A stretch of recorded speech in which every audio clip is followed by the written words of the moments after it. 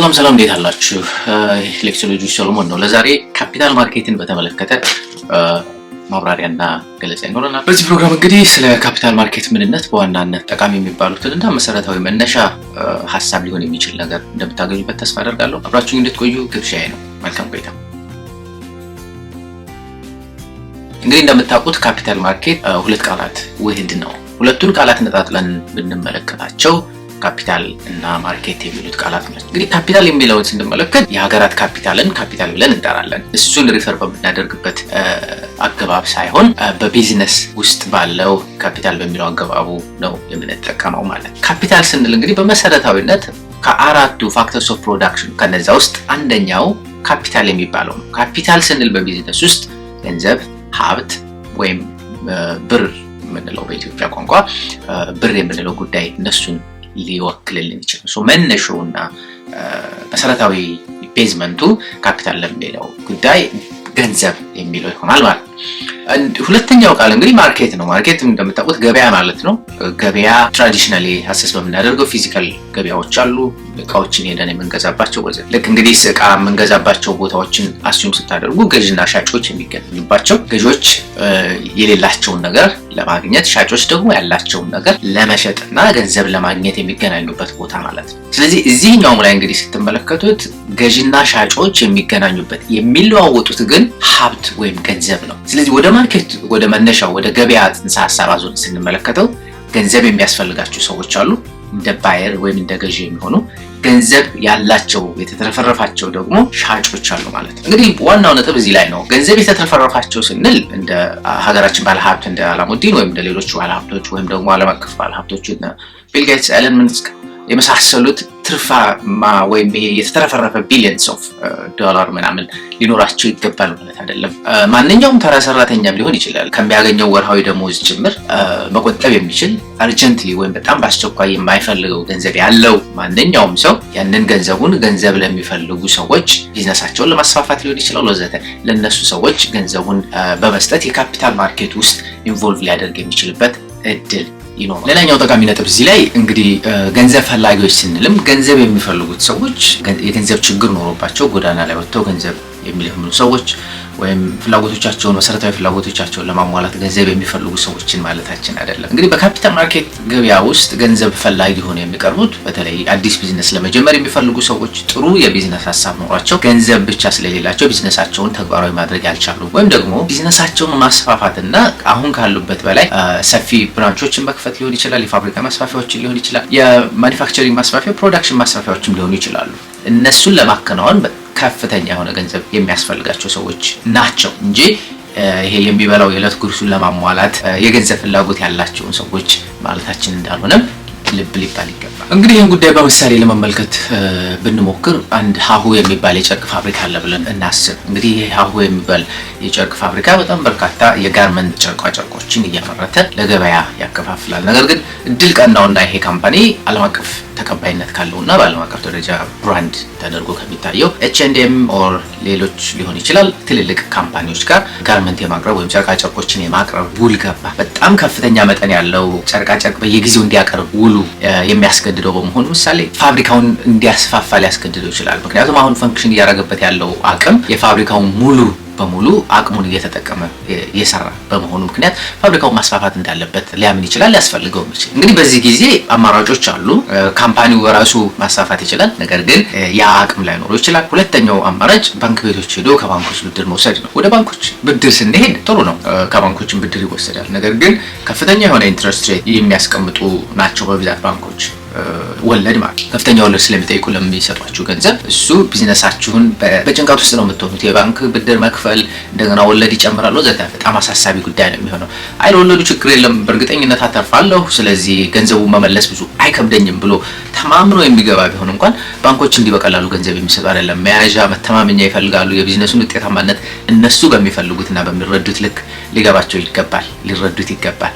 ገንዘቡ እንዲመለስላቸው ስለሚፈልጉ በደንብ አዋጭ መሆኑን እነሱ ራሳቸውም ሊያምኑበት ይገባል ማለት ነው። እንግዲህ እዚህ ላይ ነው ካፒታል ማርኬት አማራጭ ሆኖ የሚመጣው። ይሄ ካምፓኒ ሀሁ ካምፓኒ ወደ ህዝብ ይወጣል ማለት ነው። ወደ ህዝብ ይወጣና ሼሮችን ያቀርባል ወይም አክሲዮን ያወጣል። እነዚህ አክሲዮኖች እንግዲህ የሚሆኑት ምንድነው የሆነ ፓርት ኦፍ ዘ ካምፓኒ የሆነ መጠኑን የካምፓኒውን 10% ወይም 20% ሊሆን ይችላል ኦውነርሺፕ ወይም ባለቤትነት እንዲያገኙ በማድረግና ከፋፍሎ ለሰዎች በመስጠት ገንዘብ ከውጭ በመሰብሰብ ከሰዎች ካምፓኒውን ማስፋፋት የሚችልበትን እድል መፍጠር ይችላል ማለት ነው። እንግዲህ በዚህ ውስጥ ጠቃሚው ነገር ምንድነው? ከባንኮች በተለየ ያለው ብንመለከት አንደኛ ኢንትረስት ሬት የለውም። ሰዎቹ ገንዘባቸውን የሚሰጡትና ሼሩን የሚገዙት ካምፓኒው ወደፊት ስኬታማ ይሆናል። ስኬታማ በሆነ ቁጥር ደግሞ ያቺ 10% አሁን ላይ 1 ሚሊዮን ብትሆን ካምፓኒው በጣም ካደገና ከሰፋ ያቺ 1 ሚሊዮን ቫሉዌሽኑ በጣም ስለሚያድግ የሼሩ ዋጋ እነሱ በ100 ሺህ ብር ገዝተው ከሆነ እስከ 1 ሚሊዮን ሊደርስ የሚችልበትን እድል ታሳቢ አድርገው ነው ሼሩን መሸጥ እንደሚችሉ ስለሚተማመኑ ማለት ነው። ስለዚህ እንግዲህ ራሱን መሟላት ያለባቸውን የህግ ስነ ስርዓቶች አሟልቶ ስቶክ ማርኬት ላይ ሊስት እንዲደረግ ያደርጋል ራሱን ማለት ነው። በዚህ ሁኔታ ውስጥ ነው እንግዲህ በእርግጥ ካምፓኒው ትርፋማ መሆን አለበት።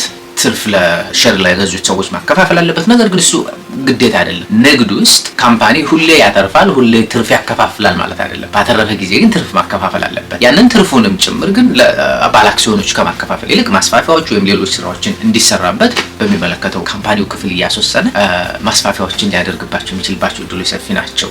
እንግዲህ ከባንኮች አንደኛው ኢንተረስቱን አቮይድ ያደረገ ማለት ነው። ሁለተኛው የባንኮችን ጥያቄና ሀስል በሙሉ ያልፋል። ነገር ግን ስቶክ ላይ ሊስት በሚደረግበት ጊዜ ደግሞ የሚመለከታቸው አካላት የመንግስት ተቆጣጣሪ አካላት የሚያዩት ሊያሟላቸው የሚገባ የጥንቃቄ ስራዎች አሉ። ሰዎችን እንዳያጭበረብር ምን ሊያቀርብ እንደሚችል ካምፓኒው ምን አይነት እንደሆነ ምን አይነት ጉዳዮች እንደሚሰራ ምን አይነት ኤክስፔክቴሽን እንዳለው የትርፋማነት ግምቱ ምን ያክል እንደሆነ ወዘተ ማስረዳትና ሪዝነብል በሆነ መንገድ ዝርዝር ጉዳዮችን ማቅረብ ይኖርበታል። እሱን ካደረገ በኋላ ነው ሊስት ተደርጎ ሰዎች መግዛት የሚችሉት ማለት ነው ያንን የካምፓኒውን አክሲዮኖች። ስለዚህ የካምፓኒውን አክሲዮን በሚገዙ ጊዜ እነዛ ሰዎች እንግዲህ ካምፓኒው ላይ ባለቤት ናቸው ማለት ነው። ከዚህ በኋላ ብቻውን እስከዛሬ እንደሚያደርገው ብቻውን በፈለገበት ሰዓት ተነስቶ አንድ ግለሰብ ቢሆን አሁን ኦውን ያደረገው ከዚህ በፊት ወይም ባለቤት የነበረው በፈለገበት ጊዜ እና ሰዓት እየተነሳ የፈለገውን ውሳኔ መወሰን አይችልም ማለት ነው። ስለዚህ እነዛን ሰዎች ስብሰባ ማድረግ ይኖርበታል፣ መጠየቅ ይኖርበታል። የተለያዩ ኦርጋናይዜሽኖች መኖር አለባቸው። ኦዲተሮች ይኖራሉ፣ ዳይሬክተሮች ይኖራሉ፣ ቦርድ ይኖራቸዋል። እነዚህ ሁሉ ነገሮች መሟላት ይኖርባቸዋል። የካምፓኒው የማኔጅመንት ስርዓትም በእጅጉ የተሻሻለና ህግን ስርዓትን የተከተለ ግልጸኝነት የሞላበት የመሆን እድሉም ሰፊ ይሆናል ማለት ነው። እንግዲህ ዋናው ጥቅሙ ምንድነው የሚል ነው። አንደኛው ሰዎች ቢዝነስ ፍለጋ ሁሉም ሰው ገንዘብ ስላለው ብቻ ቢዝነስ ውስጥ መግባት አይኖርበትም። ገንዘባቸውን የተወሰነ ውጤታማ ሊሆን ይችላል ብሎ የሚያስቡት ካምፓኒ ላይ በማፍሰስ ከፍተኛ የሆነ ትርፍ ሊያገኙበት የሚችሉበትን ኦፖርቹኒቲ ይፈጥርላቸዋል ማለት ነው። እንግዲህ ሰዎች ገንዘቡ ካላቸው አቅሙ ካላቸው ለምን ራሳቸው ቢዝነሱን አይጀምሩም የሚል ጥያቄ ሊነሳ ይችላል። ኦፍ ኮርስ ቢዝነሱን ራሳቸው መጀመር ራሳቸው መስራት ይችላሉ። ነገር ግን ይሄ ኦፖርቹኒቲ ኮስት የምንለው ሐሳብ እዚህ ላይ ነው የሚመጣው። ኦፖርቹኒቲ ኮስት ምንድነው? ኢኮኖሚክስ ላይ እንደምታውቁት ምሳሌ እኛ አብዛኛው ሰው የአትክልቶችን አያመርትም። ጓሮ ላይ ማምረቻ ስለሌለ አይደለም። ጓሮ ላይ ማምረት የሚቻልባቸው ሁኔታዎች አሉ። ማምረት ይቻላል እነሱን ነገሮች። ነገር ግን ያንን የማምረት ብዙ ጊዜ ቴንደንሱ አይታይም። and one of the reason being እንደዚህ አይነት ነገሮችን ስትተክሉ መኮትኮት ይኖርባቸዋል፣ ውሃ በየጊዜው ማጠጣት ይኖርባቸዋል፣ መንከባከብ ያስፈልጋቸዋል፣ የተለያዩ ነገሮችን ማድረግ ይኖርባቸዋል። እሱን ጊዜ ሰጣችሁ ማድረግ ይኖርባቸዋል። ይሄ ጊዜ ይፈልጋል። ነገር ግን ሰውየው ዶክተር ሊሆን ይችላል ወይም የህግ ባለሙያ ሊሆን ይችላል ወይም ሌሎች ስራዎች ሊኖሩት ይችላሉ። መስራት ያለበትና ፎከስ አድርጎ ሊሰራቸው የሚገቡ ሜን ፖይንቱ ምንድነው?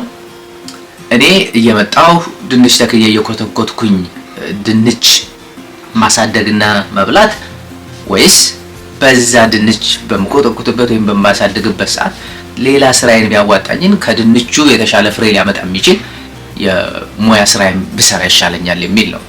አንደኛውን ለማግኘት አንደኛውን መጣል የሚኖርብን ሁኔታዎችና አጋጣሚዎች ስለሚኖሩ ማለት ነው።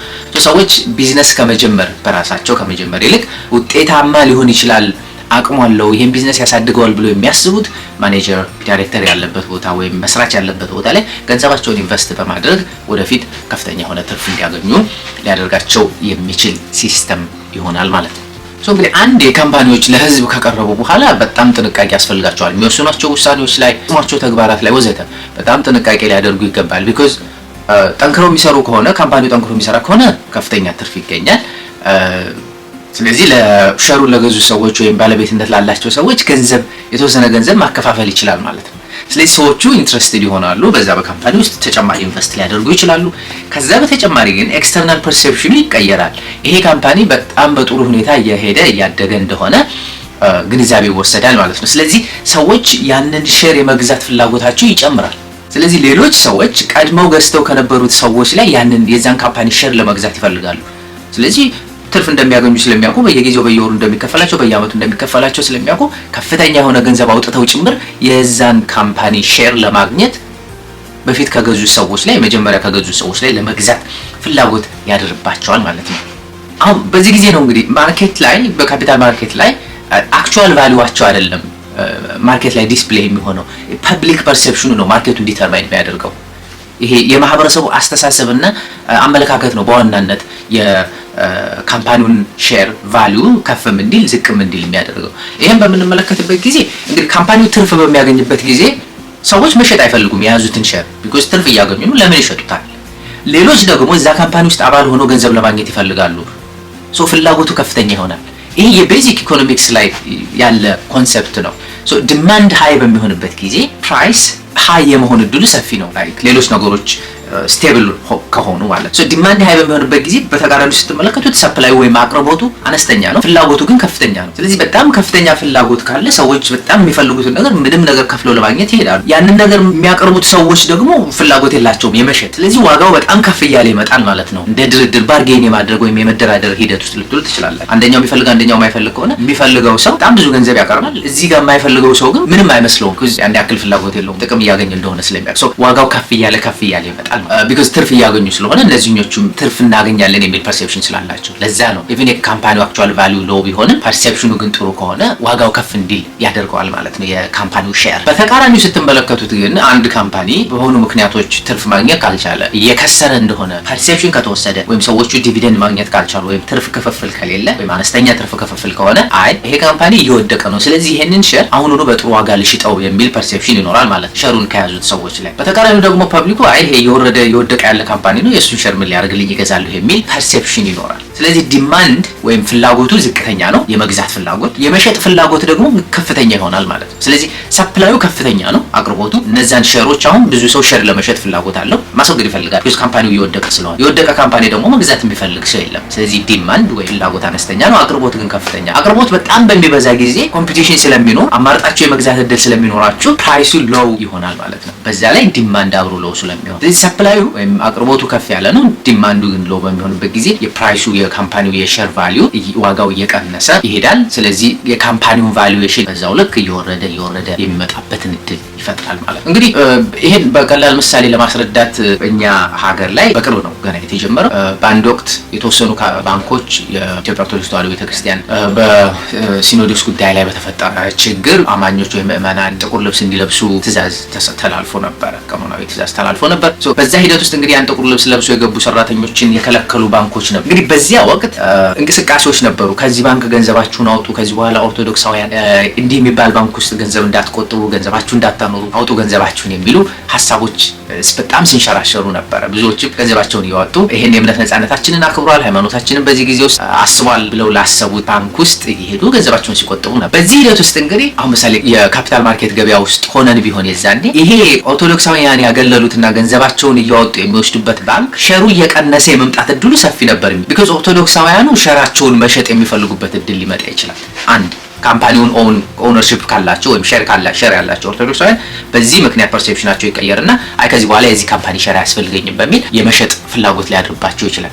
ሌሎች ደግሞ ይሄ ካምፓኒ እየተጠላ ነው የሚል ያለ መግዛት ፍላጎት ሊኖር ይችላል። ከዛ በተጨማሪ ግን ገንዘቡ እየወጣ በሚሄድበት ጊዜ ሌሎችም ትተውት የመውጣት እድል ይኖራል። ስለዚህ አቅርቦት በጣም ከፍተኛ ይሆናል። ቢኮዝ ካምፓኒው እየወደቀ ነው፣ ፐብሊክ ፐርሴፕሽኑ በጣም እየወረደ ነው። ስለዚህ ከዚህ በኋላ ሰዎች ገንዘብ አያስቀምጡም፣ ይሄ ባንክ ሊከስር ነው ወይም አገልግሎቱ ዝቅተኛ እየሆነ ሊመጣ ነው በሚል ፍራስትሬሽን ወይም ፊውቸር ኤክስፔክቴሽን ሰዎች they want to get rid of it ያላቸውን ሸር ማስወገድ ይፈልጋሉ። ስለዚህ አቅርቦት የሚበዛበት እድል ይፈጠራል ማለት ነው። እንግዲህ በዚህ ጊዜ ነው ገዢዎች ዋጋውን ወደ ታች ያወርዱታል። ስለዚህ ዋጋው ዝቅተኛ የመሆን እድሉ ከፍተኛ ይሆናል ማለት ነው። እንግዲህ በየትኛውም በኩል ብትመለከቱት ሸሩን ይዘው የሚያቆዩትም ሰዎች አልሸጥም የሚሉት ሰዎችም ሸሩን መግዛት የሚፈልጉትም ሰዎች አንድ ዓላማ ነው ያላቸው። ይሄ ካምፓኒ ወደፊት ያድጋል፣ ከዚህ በላይ ከፍ ይላል፣ ስለዚህ የበለጠ ትርፋማ ሆናለሁ፣ የበለጠ የተሻለ ጥቅም አገኛለሁ የሚል ፐርሴፕሽን። ይሄ ፐርሴፕሽናቸው ወይም ይሄ አስተሳሰባቸው ነው የካምፓኒውን ቫሉዌሽን በተለይ ስቶክ ማርኬት ላይ ወይም ካፒታል ማርኬት ሲስተሞች ውስጥ ከፍ እንዲል ዝቅም እንዲል የሚያደርገው በዋናነት የሚለውን ጉዳይ መረዳት መሰረታዊ ነገር ነው።